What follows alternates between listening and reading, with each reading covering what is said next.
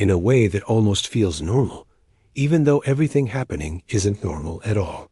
After many years of effort, Earth has finally been invited to sit at the large gathering known as the Galactic Council. For people on Earth, it is a historic moment. For the rest of the galaxy, it is just another meeting. Many alien civilizations look at Earth as if it is still young, still learning, still far behind everyone else. They don't say anything rude directly, but the way they speak, the way they look at humans, it is clear. They believe Earth should be grateful just to be allowed inside the room. The representative from Earth doesn't look nervous. He stands calmly, knowing what he is about to say will not be easy for others to accept. Behind him, quiet screens show peaceful oceans, cities full of people, and scientific achievements humans are proud of. The representative waits until the room becomes silent. Then he speaks, not too loudly, not too dramatically. Just a clear, steady voice. He tells them that Earth has made faster progress than any outside observer has recorded. He explains that their scientists have worked quietly, improving systems and technologies that may seem impossible to those who still rely on old reports about Earth. He reminds them that humans have always learned quickly, sometimes faster than expected. Many in the room shift in their seats. Some blink in confusion, some whisper softly to each other, not because they are impressed, but because they think humans are claiming too much. They have seen planets exaggerate before. To them, Earth's warning sounds like confidence without proof, but the representative continues. He tells them that Earth values peace, that the planet has suffered too much in its past to ever seek unnecessary conflict. Then he says the line that changes the entire atmosphere. We have held back our full capabilities because we never wanted to arrive as a threat. We came with respect. But respect requires honesty, and honesty requires warning. Please do not misunderstand our quiet nature. For a moment, the whole council becomes still. Then the reactions start. Several alien delegates smile politely, the kind of smile someone gives when they don't believe a word but don't want to argue openly. Others lean back, as if they have heard this kind of statement many times from new members, trying to sound important. A few laugh under their breath, thinking Earth is trying too hard to appear stronger than it is. One of the older council members, whose species is known for being direct, says humans are welcome to participate in peaceful discussions, but should not make dramatic claims. Another adds that Earth has only recently reached advanced interstellar travel, so there is no reason to assume humans have hidden abilities. The tone is polite, but the message is clear. They do not take the warning seriously. The representative listens quietly. He expected this. Most of Earth expected this too. Humanity knew that the galaxy still saw them as newcomers. For years, Earth had been studied by outsiders who believed they understood everything about human development. Those reports were old now, but the galaxy trusted them more than human words. When the representative speaks again, he uses a softer tone. He explains that Earth did not come to show force. He repeats that the message is not a threat, only a reminder that appearances can be misleading. He talks about how humans spent decades studying peaceful cooperation, building systems that enhance life instead of harming it. He explains that Earth's silence over the years was not weakness, but a choice to avoid drawing attention while they grew. Many council members exchange looks, still not believing. Some of them have lived for hundreds of years and cannot imagine a young planet growing faster than older civilizations. One whispers that maybe Earth wants to impress potential allies. Another suggests humans are trying to protect themselves by pretending to be more advanced. Earth's representative stands there, listening but not reacting. In his mind, he isn't frustrated. He knows that understanding takes time. He also knows that Earth has never liked showing what it can truly do. Human history is full of moments where progress was hidden or misunderstood until it became impossible to ignore. After a long moment, the council chair thanks Earth for its message and suggests that future meetings will focus on cooperation. It is a dismissive gesture, but not rude. Just the usual behavior of a group that thinks it already knows everything. The meeting ends soon after. Delegates leave the room, talking to each other in low voices. Almost none of them mention Earth's warning again. They believe the humans exaggerated. They believe Earth is still catching up. They believe nothing serious will happen. Back home, however, the mood is completely different. People around the world watch the broadcast and feel a mix of pride and concern. Many citizens understand why Earth gave the warning. They have seen how fast their world changed in the last few decades. They know about the quiet projects, the research teams working day and night, the new systems that could change everything if ever revealed. But ordinary people also hope the galaxy listens. They hope no unnecessary misunderstandings occur. They hope the Council will give Earth a fair chance to show its peaceful intentions. Even the representative, after returning to his simple temporary home on the station, sits quietly and thinks. He knows he delivered the message correctly. But he also knows the Council didn't believe a single word. On the Council station, some alien groups discuss humans with mild amusement. They say Earth is eager to be noticed. They claim humans want to feel important. A few even say Earth should be careful not to embarrass itself by pretending to be stronger than it is. A small number, however, feel something different. They replay the message and listen to the tone, not the words. There is something steady, something certain. Not aggressive, not emotional, just honest. They sense that maybe humans weren't trying to boast. Maybe they were trying to avoid a future problem. Maybe they were telling the truth, but these quiet voices are too few, and the Council is too large. The majority opinion overpowers the concerns of a handful, so the warning disappears into background noise, treated like a normal statement from a new member trying to prove itself. Earth, though, does not forget. Scientists continue their work. Engineers keep improving systems quietly. Leaders back home hold meetings late into the night, discussing what the Council's reaction means.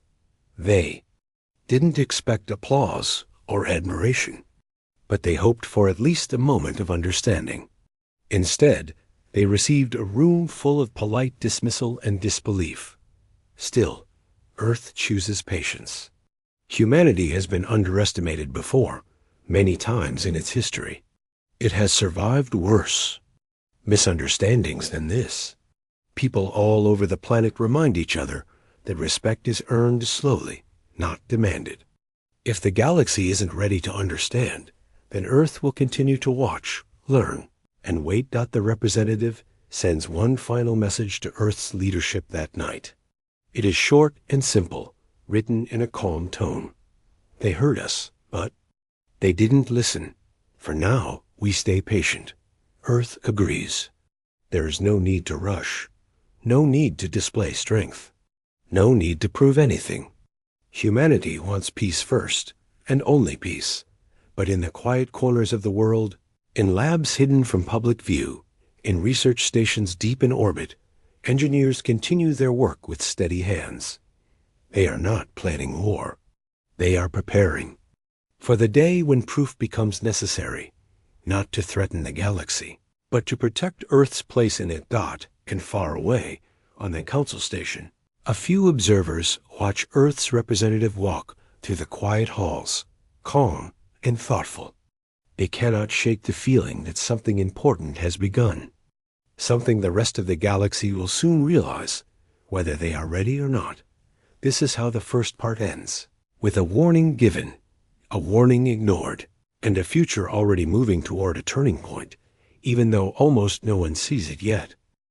Some weeks after Earth's first appearance at the Galactic Council, life on the Council station continues as usual.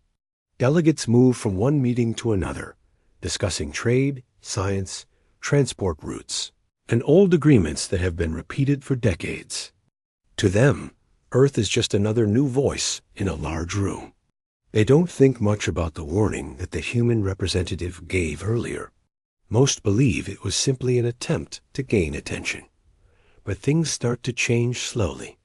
Almost too slowly for the Council to notice at first. It begins with small requests sent to Earth from different factions across the galaxy. A few groups ask Earth to share rare minerals. Others ask for energy systems. Some even request access to Earth's ship designs. The requests don't sound threatening, but they feel more like demands than friendly invitations. Earth's responses remain polite. They offer to trade fairly, collaborate, or exchange ideas. But they refuse to hand over anything valuable without proper discussion. Humanity has learned from history that giving too much too fast can lead to bigger problems later. In the Council chamber, some members take Earth's refusal as stubbornness. Others see it as immaturity, the way a new member behaves before they understand how things work. A few even complain that Earth is wasting time by asking for equal terms, instead of simply cooperating the way newer planets usually do. Most of these voices come from factions that have always believed they should guide younger civilizations. Back on Earth, leaders gather in quiet rooms, reviewing all messages.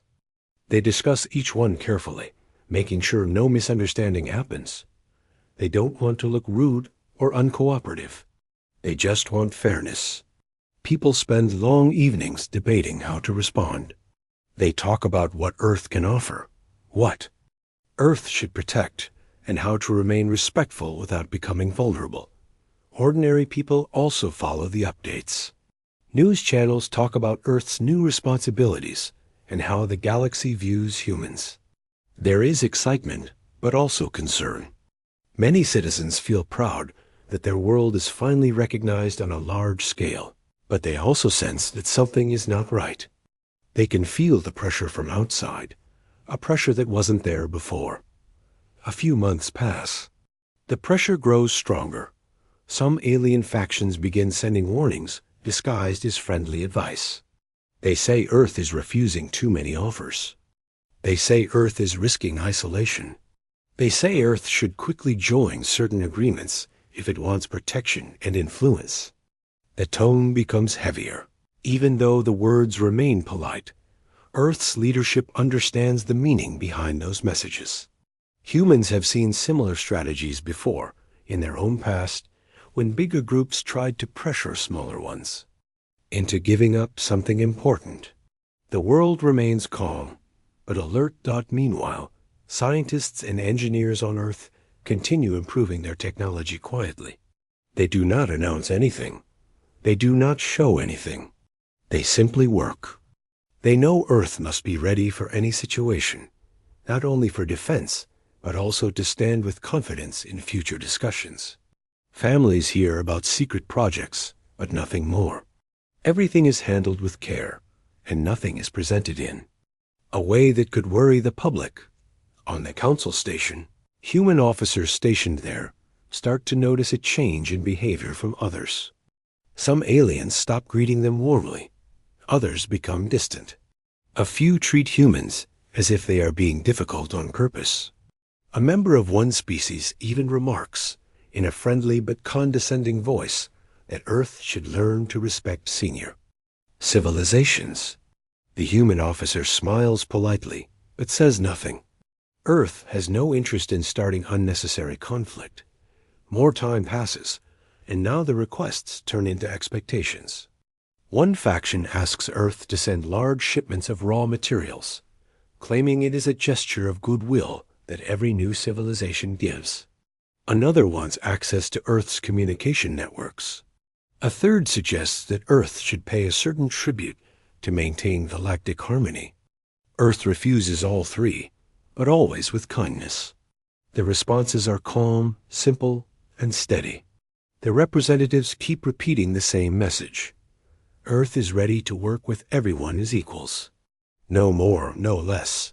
That phrase, as equals, starts causing whispers throughout the station. In the cafeteria, some delegates laugh and say humans are too confident. In meeting halls, others shake their heads and say Earth will soon learn its place. Only a few sit quietly, thinking. They have studied Earth before. They have seen signs that humans learn quickly, adapt quickly, and grow quickly. They think the council may be underestimating something important, but their voices are too soft to change anything. One evening, after another long meeting where Earth once again asks for fair treatment, a group of delegates gather in a private room. They talk about how Earth refuses to follow traditional rules. They say humans think they are special. They agree that Earth should be reminded that it is not as advanced as older civilizations. They plan to bring up new restrictions in the next meeting, restrictions designed to control Earth's influence. The next day, the Council introduces new guidelines. They claim the rules are meant to maintain balance. But anyone can see that these rules are aimed at Earth more than anyone else. They limit how many trade routes humans can operate. They place conditions on Earth's scientific partnerships. They even require Earth to share more information before receiving permission for certain projects. The human representative listens silently, then speaks in a calm voice. He says Earth respects the Council's structure, but does not understand why these rules are only applied to them. The room goes quiet for a moment. Then someone gently insists that every new member goes through the same stage. But that is not true, and everyone knows it. Earth is being singled out. Later that night, the representative sends a report back home. He explains the situation carefully. Earth's leadership meets again, not angry, but thoughtful. They know this was going to happen at some point. When you grow faster than others expect, people often try to hold you back. Still, the leaders make a choice. Earth will stay calm. Earth will not complain loudly. Earth will not argue aggressively. Humanity will wait and watch. No one wants to make a mistake that could create tension. People all over the world agree. They want peace first, but something else begins to grow quietly. Disappointment. Humans hoped the galaxy would be different from their own long history. They hoped older civilizations would welcome them honestly. Instead, it feels like old habits are repeating on a much larger scale. It feels like Earth is being judged not for what it is, but for what others think it should be. Days turn into weeks. The tension rises again. A few alien groups begin spreading rumors that Earth is hiding something. They claim Earth's quiet behavior is suspicious. They say humans must be planning something. These rumors spread quickly because they fit the Council's belief that Earth is acting too confident. Earth does nothing to respond. The representative continues attending every meeting with the same calm expression. Humans on the station continue doing their work politely. They refuse to show any pressure, even though they feel it. Some observers, however, watch all of this with growing concern. They notice that Earth never shows fear. They notice that humans never rush. They notice that the representative never changes tone, even when being questioned unfairly. A few begin to wonder if Earth's warning months ago was real. Back on Earth, people continue their lives as usual, going to work, caring for families, enjoying simple everyday routines. But they also follow the news carefully. They feel proud that their representative stays calm. They also worry about what might come next. A young engineer in a small lab whispers to a colleague one evening, "They don't realize how much we've grown." The colleague nods slowly. They will learn, hopefully in a peaceful way. That hope still stays strong. Earth does not want trouble. Earth wants collaboration. Earth wants to share with those who share honestly. But now, the pressure from the galaxy is becoming something else. Not just requests, not just expectations. It is starting to feel like a test. A slow push to see how much Earth will tolerate. Before reacting. Yet, through all this, Earth remains steady. It stays patient. It keeps its promise of peace. But everyone on Earth knows one thing clearly now. The galaxy has refused to listen to the warning given earlier. And because of that, the situation is slowly moving toward a point where Earth may have no choice but to show what it has kept hidden for so long. At a time when Earth has already grown, used to the constant pressure from several galactic groups.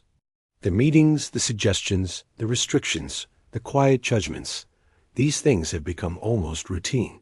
Earth remains patient, but patience doesn't stop the tension from building. It just keeps the peace on the surface, while the real strain forms underneath. The turning point arrives in a way no one expects. It starts as a simple journey. A small research vessel from Earth travels through a trade route that has always been open to every new member of the Council. On board are scientists studying deep space signals and star formations. They are ordinary people doing their work, people who have dedicated years of their lives to peaceful research. The ship sends out its usual status updates. Everything seems normal. The crew is calm. The navigation systems are fine. Then, without warning, the updates stop. At first, Earth thinks it is a technical issue. Space is full of areas where signals fade. But hours pass, then more hours.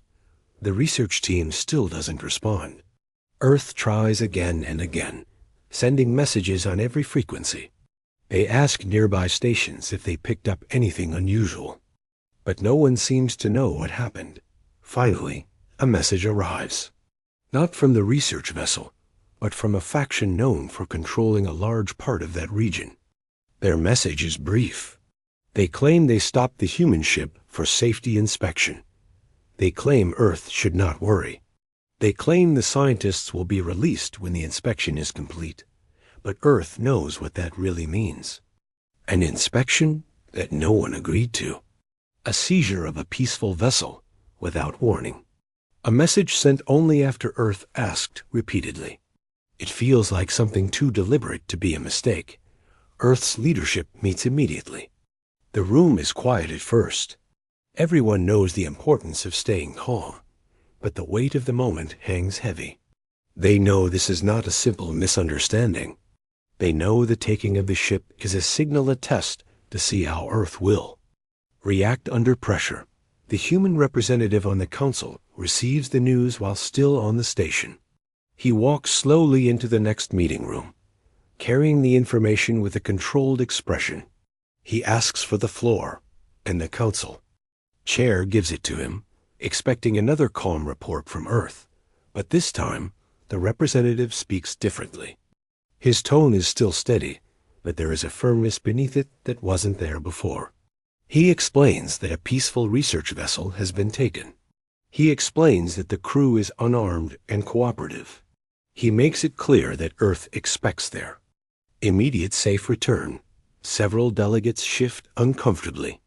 A few look surprised. Others pretend they already knew about the incident. Then the faction responsible stands up. They say the vessel entered restricted space. They say they were protecting their region. They say Earth is overreacting. The representative's voice remains calm as he responds. He explains that the trade route was open and used by many ships daily. He reminds the council that Earth always follows protocols. The room goes quiet. No one wants to take responsibility. Some groups avoid eye contact. Others try to change the topic. A few whisper to each other, unsure what the correct response should be. For the first time, the representative feels something different from frustration. It is disappointment, not only in the faction that took the ship, but in the council that refuses to speak honestly. He can sense that the room doesn't want to interfere, not because they agree with the seizure, but because they don't want to admit they were wrong about Earth. Earth sends one final, clear message across the entire station. Return our people and end the blockade. The faction says they will review the matter. Everyone knows that means nothing. Back on Earth, the news spreads quickly. Families of the scientists wait in anxious silence. People gather in living rooms and offices, speaking in soft voices, asking each other if this was the moment Earth had been trying to avoid. They know their world has always been peaceful. They know they never tried to provoke anyone. So why would anyone seize a ship carrying people who only wanted to study stars? Some citizens feel fear. Others feel anger, but a quiet kind of anger, not loud or violent, just a deep sense of unfairness. They wonder why the galaxy refuses to treat Earth with respect. They wonder why humanity's warning months ago was ignored so casually and hidden. Laboratories across Earth, people continue working, but their movements become sharper, more focused. Engineers who once designed peaceful systems now check every detail twice. Analysts revisit old plans, making sure everything is ready in case Earth needs to protect itself without harming anyone. These preparations are not about aggression. They are about responsibility. On the council station, the human representative sits in his small room, watching recordings of the last meeting. He rewinds portions again and again, studying the faces of the delegates. He sees fear in some, pride in others, and carelessness in many. But he also notices something else: confusion. Some delegates truly don't understand why Earth is reacting so strongly. To them, the seizure is just a normal act of authority. They don't see that Earth's crew is not just a group of researchers. They are families, friends, people with lives and hopes that the representative sends a personal message home. He explains that he believes the council will not return the ship anytime soon. He says Earth should prepare, not with hostility, but with readiness. He ends the message with one line: "They still do not see who we are." Meanwhile, on the faction station where the researchers are held, the scientists remain unharmed. They are allowed food, water, and rest, but they are kept from communicating with Earth. The faction believes this will force Earth to accept new rules. They think humans will eventually give in, say sorry, and accept limited rights in the galaxy, that they think Earth is still weak. Days pass. The council does nothing meaningful. They say discussions are happening, but those discussions go nowhere. Some groups actually blame Earth for traveling too freely. Others claim they must protect tradition. A few insist Earth should stop. Questioning old systems. Earth stays quiet, but not silent. Leaders communicate privately, avoiding emotional reactions. They know the world is watching. They know history is watching. Then something shifts. Observing factions, small ones, powerless ones, begin whispering among themselves. They wonder why Earth's tone never becomes aggressive. They wonder why humans are so patient despite being treated unfairly. They start to feel uncomfortable, not with Earth, but with the actions of the larger power that seized the vessel. A tiny rumor spreads across the station. Maybe Earth really was holding back on purpose. The rumor grows slowly. Delegates start watching humans more closely, seeing something they never saw before: a quiet resolve. Not the resolve of someone pretending to be strong, but the resolve of someone who knows they don't need to prove anything. This mood slowly changes the atmosphere. The council begins to feel uneasy. When people sense calm confidence from someone they underestimated, it creates a different kind of pressure, one that doesn't need words. Earth continues preparing behind the scenes. No commands, no loud announcements, no threats. Just careful, silent action. Engineers check systems. Pilots train quietly. Observation teams gather information. All of it done with a simple goal: be ready to protect, not to harm. Then, late one night, something happens that changes the direction of everything. The faction holding Earth's vessel expands its blockade around that region, blocking not only humans, but several other small groups. They do this out of fear, thinking Earth might try to retrieve the ship. They believe that if they show more control, they will force Earth to remain passive. They misjudge the situation completely. This incident becomes the final turning point. Not a violent one, not an aggressive one, but a moment that makes Earth realize the galaxy will continue pushing unless someone shows them the truth. Earth does not shout. Earth does not threaten. Earth simply decides that the time for patience is coming to an end. Not because humanity wants conflict, but because they want to protect their people and earn the respect they have been denied. Earth begins quietly activating hidden projects that were completed years ago. Projects the galaxy doesn't even know exist. Ships that move differently. Systems that scan space more precisely. Technologies built not for war, but for control, safety, and balance. Humanity has been patient for a long time. But now, the galaxy has taken something too valuable, the trust of Earth's people. And this moment, this quiet turning point, becomes the start of a change that everyone will soon feel. Even the Council can sense something shifting. Delegates walk through the halls with nervous glances. They don't know what Earth will do next. But for the first time, they understand one thing clearly. Earth's silence is no longer a sign of weakness. It is a sign that humanity is preparing to act. In a quiet room on Earth, late at night, where a small group of leaders sit around a long table. The room is dim, and only the soft glow of screens lights their faces. They are tired, but their eyes show no fear. They have spent weeks reviewing every detail about the seized research vessel, every message from the Council, and every silent hour that passed without progress. This time, the discussion is different. It is calm, steady, and filled with a kind of acceptance. Everyone knows that Earth cannot wait forever.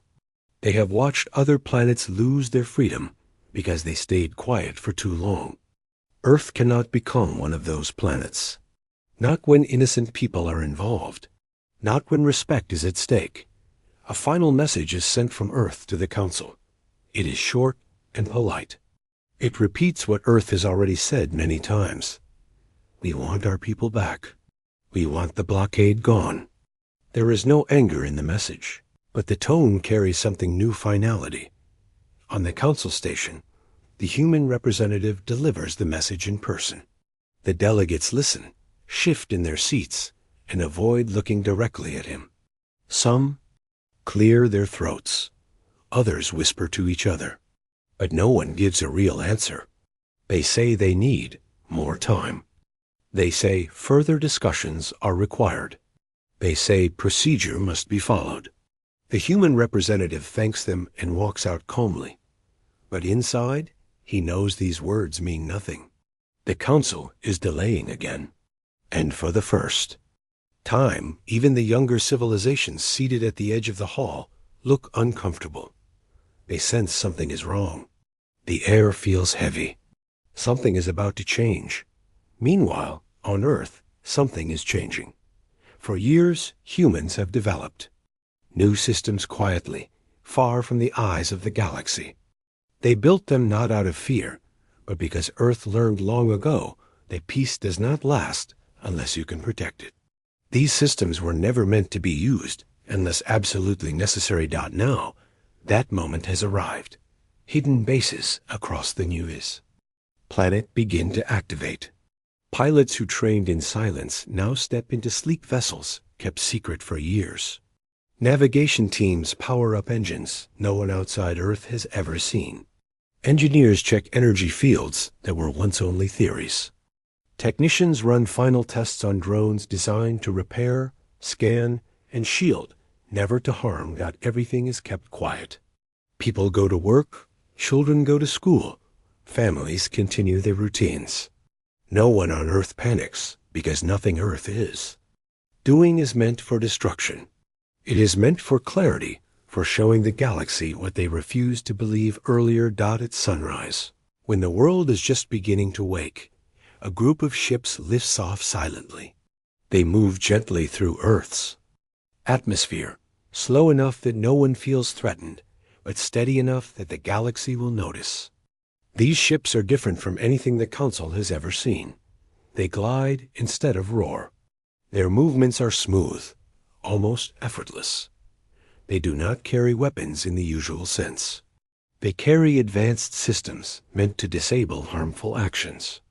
Without hurting anyone, Earth does not broadcast this launch. They do not brag. They do not threaten. The fleet simply leaves, silent and graceful, heading toward the region where the research vessel was taken. Back on the council station, the human representative walks through the halls. He is calm, as always. Some delegates watch him with uneasy eyes, sensing the quiet confidence he carries. They whisper to each other, asking if he knows something they do not. The representative simply takes a seat in the observation lounge, looking out at the stars. Hours later, a quiet alert ripples through the station. Ships unidentified at first are traveling faster than expected through secured regions. The Council's sensors cannot fully track them. The readings confuse the automated systems, which were built to detect older, familiar technologies. These new vessels move in a way that the galaxy has no record of. Delegates rush through corridors, calling emergency meetings. But the human representative does not move. He sits still. He watches the stars. He knows exactly what is happening. The Earth fleet arrives at the edge of the blockade. The faction guarding the area sends warnings, demanding the vessels identify themselves. But the Earth ships do not respond with threats. Their message is simple. We are here to retrieve our people. We do not wish to escalate anything. The blockade ships attempt to scan Earth's fleet, but the readings come back blank or scrambled.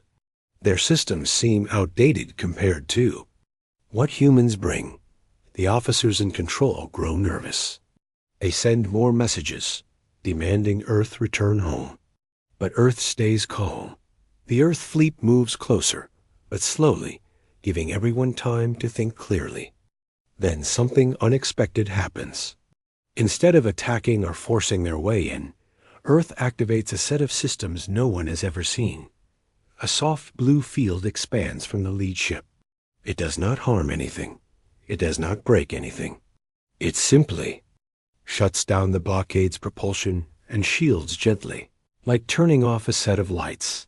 For the first time in the blockade's history, every ship goes quiet, not destroyed, not damaged, just peacefully powered down. Officers from the faction panic. They try to restart systems. Nothing responds. Their screens show a message. Stand by. No harm intended. Earth ships move forward carefully, avoiding any dramatic action. They locate the human research vessel easily. The Earth drones connect to the airlock, open it, and guide the scientists out. The crew is tired but unharmed. They are relieved to see their people again. As the scientists step onto the Earth rescue ship, one of them whispers, "They really had no idea what we were capable of." The officer guiding them simply nods. In the council station, chaos grows.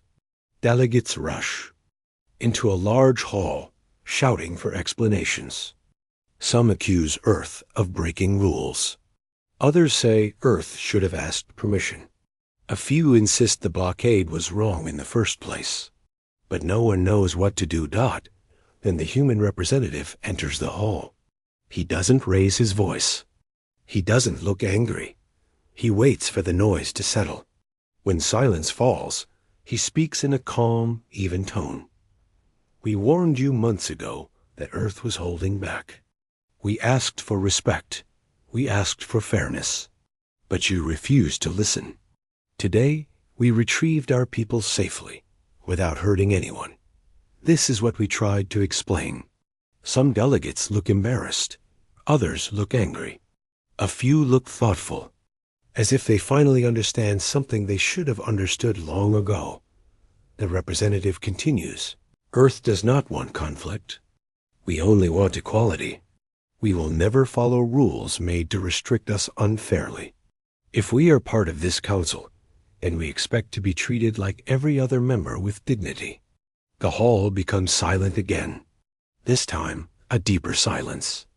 The kind that comes when people realize they have misjudged someone. Back in space, The Earth fleet slowly begins to return home, leaving the blockade ships untouched. Once Earth is gone, the blue field around the blockade fades away. Their systems restart as if nothing happened. Not a single piece of equipment is damaged. This surprises everyone watching. Earth showed strength without harm, control without aggression, power without pride. It is a kind of strength the galaxy has not seen in a long time. Smaller civilizations start whispering that they finally feel hope, that there is someone in the galaxy who can stand up to unfairness without causing destruction. They start looking at Earth differently, now not as a newcomer, but as a leader. On the Council station, the representative receives a message from Earth confirming the safe return of the research crew. He closes his eyes for a moment, allowing himself a single breath of relief. Then he leaves the hall, knowing Part 4 of this story has changed everything. The galaxy now understands something important. Earth didn't want to show its hidden strength. But when pushed too far, humanity didn't threaten or destroy. They simply revealed who they truly were. And now, every corner of the galaxy is paying attention. When the galaxy finally realized what Earth had been warning them about, everything shifted. The message humans sent after recovering their research vessel still echoed through every communication network. "We told you we were holding back." Those words became the center of every debate, every strategy meeting, and every emergency gathering across hundreds of alien worlds. For the first time, the great powers of the galaxy understood that Earth had not been bluffing, exaggerating, or seeking attention. Humanity was truly far ahead of what anyone had imagined. But what surprised the galaxy even more was how Earth used that strength. After the tense confrontation, most alien leaders expected humans to strike back hard, maybe even start a large war to show their dominance. Instead, Earth did something few had predicted. They stayed calm. They stayed controlled. They acted with precision, not anger. And that decision changed everything. Across Earth, people were relieved but still alert. Leaders knew the galaxy had underestimated them for too long. And although the worst danger had passed, they couldn't let their guard down. Still, there was a quiet sense of pride. Ordinary citizens talked about how humans had stood their ground without falling into fear. Scientists continued upgrading defensive systems. Engineers refined the new technology that had shocked the galaxy. And teachers, workers, families, all of them felt something new. Respect for what humanity had built together.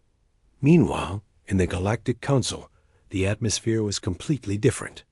The same factions that once mocked humans now waited nervously for Earth's next action. They had seen their fleets disabled without a single shot fired at them. They had watched drones move faster than their sensors could track. They had witnessed a human rescue team break through a blockade like it wasn't even there. Every move was clean, controlled, and focused only on removing threats, not harming anyone. That restraint bothered them even more than raw power.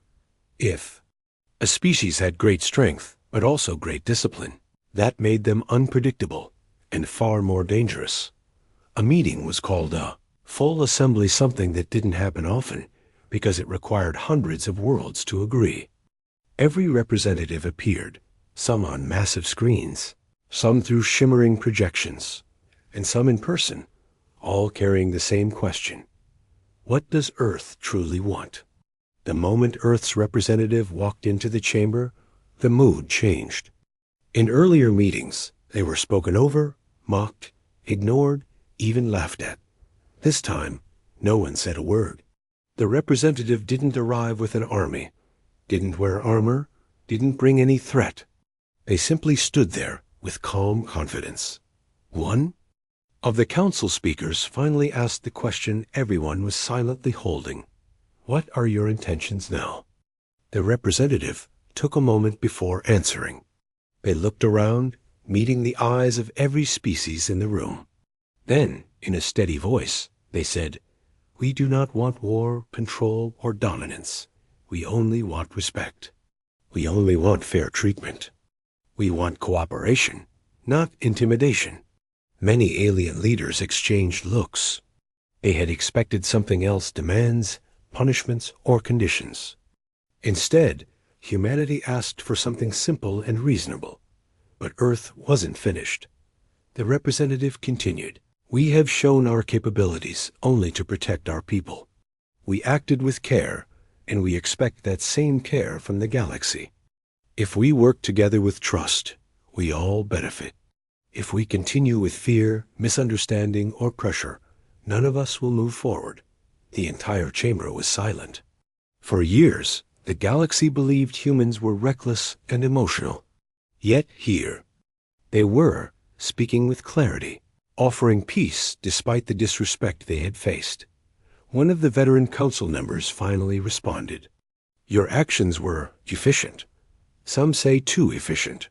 But your restraint speaks loudly. What do you ask from this council to prevent future conflict? The representative replied, a new agreement. Earth will share certain advancements, but only under equal partnership. No more blockades. No more forced restrictions. And no more assuming humans are behind everyone else.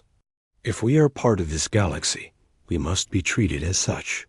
There was a long pause before the council member nodded. Your request is reasonable. And just like that, the shift began. Back on Earth, people watched news reports carefully. The footage showed alien diplomats stepping forward one by one, not with arrogance this time, but with genuine intention to make peace. This was the first time in history that the Galactic Council publicly acknowledged their mistake. They promised to rebuild trust and create new policies that protected younger civilizations from bullying or pressure. Earth's people didn't celebrate wildly. They simply felt relief and quiet pride. They had wanted to join the galaxy peacefully.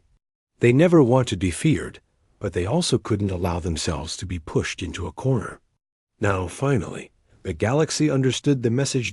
As days passed, new mixed teams were formed to work on shared projects. Human engineers worked side by side with alien physicists. Diplomats from both sides started rewriting agreements. Even ordinary citizens across different worlds began connecting, curious about each other. Once the galaxy realized that humans weren't hiding power for conquest, the tension slowly faded. They began to see Earth not as a threat, but as a valuable partner. On Earth's end, leaders continued reminding their people that strength should never become arrogance. They made sure humanity's advancement would always be used to protect peace, not break it. Every major agency created new guidelines on how to use their advanced technology responsibly. The world knew that their actions would set an example for generations. If they misused their abilities, it could destabilize the galaxy all over again. But Earth wasn't interested in that. They wanted growth, understanding, and cooperation. They wanted a galaxy where every world, big or small, felt safe. Yet, even with new friendships forming, everyone still remembered the key lesson. Underestimating humanity had been a mistake. Not because humans sought revenge, but because humans had quietly built capabilities beyond anyone's expectations. And they had held those capabilities back only to keep peace. Now, with the truth out in the open, the relationship between Earth and the galaxy was finally honest. Months later, a quiet event took place, a small gathering, not broadcast, not recorded. Representatives from the council visited Earth for the first time since the incident. They toured research stations, met human scientists, and even sat in on community discussions. What they saw changed their perspective even more. Humans weren't cold or power-hungry. They were inventive, emotional, hopeful, and determined. Their strength didn't come only from machines. It came from unity, creativity, and the way they worked together during crises. One visitor admitted softly, "We misjudged you because we focused only on numbers and reports. We never tried to understand who humans truly are. The human representative smiled and answered, "Understanding each other is the first step to peace." That moment stayed with everyone who witnessed it. In the following years, Earth became one of the most influential members of the Council, not because of force, but because of trust. Other worlds often turned to humans when they needed help mediating disputes or solving technological issues. Earth had proven they could act with strength, but also with compassion and fairness. Their balanced approach inspired other species to act the same way, and whenever a new world joined the galactic community, Earth was one of the first to welcome them, offering guidance and reassurance so the newcomers wouldn't face the same treatment Earth once had. This became a tradition, a symbolic promise that no one else would be underestimated or mistreated the way humans had been. Still, the galaxy never forgot Earth's silent message. It was repeated many times, not as a threat, but as a reminder of lessons learned. We held back because we believed in peace.